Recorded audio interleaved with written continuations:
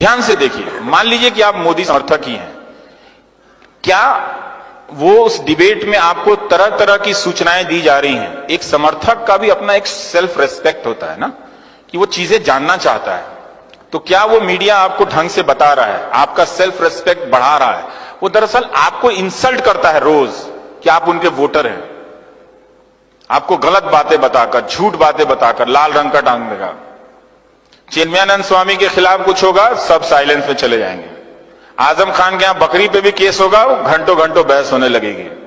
तो वो आपको हमेशा एक अपने पड़ोस के मुसलमान को वो हमेशा दुश्मन के रूप में देखना सिखा रहा है। मैं साफ साफ कहता हूं, और इसको आप नोट कर लीजिए। और ये बात मैं लड़कियों से कहना चाहता हूं कि भाई देख लेना, जो लड़का किसी समाज से नफरत करता हो वो ना अच्छा पति बन सकता है, ना प्रेमी बन सकता है, ना भाई बन सकता है। देख लेना, ऐसे किसी लड़की से, आईटी सेल वाले से शादी मत कर लेना भाई, बता रहा हूं ध्यान से। पता चला कि दहेज तो नहीं देना चाहिए, मां बाप ने चोरी छुपे कुछ पैसा दिया, लाखों रुपए भी गए और मिल गया वो नफरत करने वाला, तो वो प्रेमी नहीं हो सकता है। मोहब्बत बहुत जरूरी है दोस्त, मिट्टी से भी और इंसान से भी। ऐसा नहीं हो सकता कि इंसान से मोहब्बत ना करो और कहो कि हम मिट्टी से मोहब्बत करते हैं। हम मिट्टी से मोहब्बत इसलिए करते हैं कि उस मिट्टी में बसने वाले इंसानों से भी मोहब्बत करते हैं। ये बात ध्यान रखिएगा। आज इंदौर में बीजेपी के आईटी सेल के प्रभारी हैं विक्की मित्तल, फेसबुक पे उन्होंने क्या लिखा कि गोडसे जी की पिस्तौल की नीलामी करवा दीजिए, पता चल जाएगा देशभक्त थे कि आतंकवादी थे। हम यहां पर आ गए, गांधी को मारने वाले के लिए ताली बजा के आप हिंदुस्तान नहीं बना सकते, नहीं बना सकते हो आप। जिस देश में गांधी के हत्यारे को देशभक्त कहा जा रहा है, तो गांधी क्या आतंकवादी थे?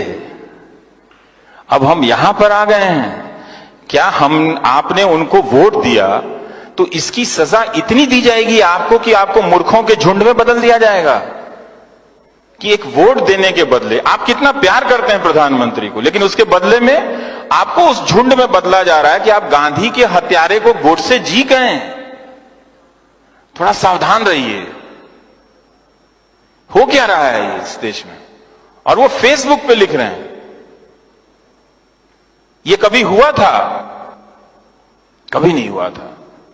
क्योंकि ये पॉलिटिक्स, आईटी सेल और मीडिया ये मान के चलता है कि आपने अपनी बुद्धि स्थगित कर दी, आप में बुद्धि नहीं है। मैं नहीं मानता, मैं उनके वोटर को बहुत सम्मान से जानता हूं, मुझे मालूम है कि वो एक अलग तरीके से सोच रहे हैं, लेकिन उनसे वो चूंकि उनको वोट देते हैं, उनसे बदला नहीं लिया जाना चाहिए।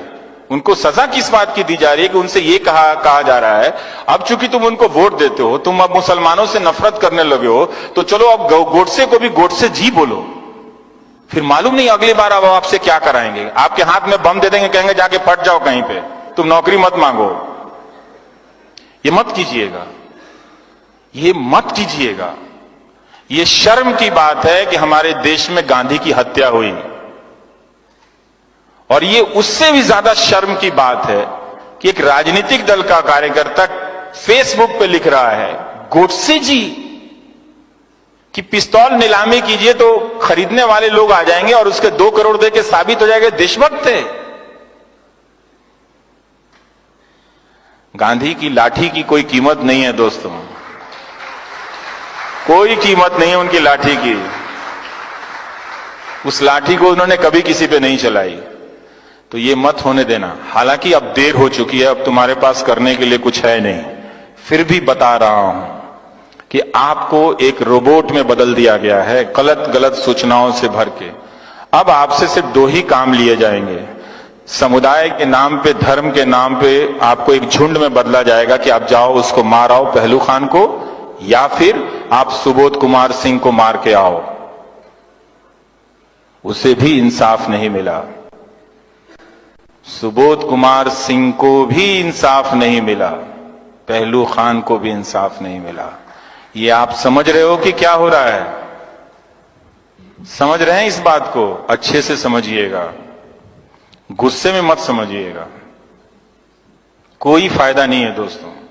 इसलिए आपका मीडिया जो है, मैं थोड़ा भटक के कह रहा हूं, कहना जरूरी है, फिर मौका नहीं मिलेगा आपसे। आपका मीडिया अब आपसे बदला ले रहा है।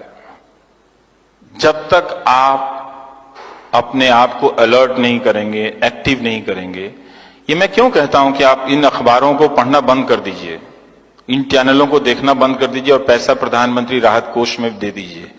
ये मैं इसलिए इस उम्मीद में कहता हूं कि आप दबाव डालेंगे तभी मीडिया स्वतंत्र होगा, तभी मीडिया स्वतंत्र होगा। और एक बात जान लीजिएगा, मीडिया की स्वतंत्रता हमसे अपनी नौकरी के लिए नहीं कह रहे हैं, आपके लिए कह रहे हैं। जब मीडिया नहीं होगा, आप नहीं होंगे, क्योंकि आपकी आवाज नहीं होगी। आप 4 दिन के लिए अपने कमरे में बंद कर लो घर को, बोलो नहीं, आप ये करके दिखा दो और फिर सोचना कि 46 दिन से कश्मीर के लोग कैसे रह रहे हैं। Thank you.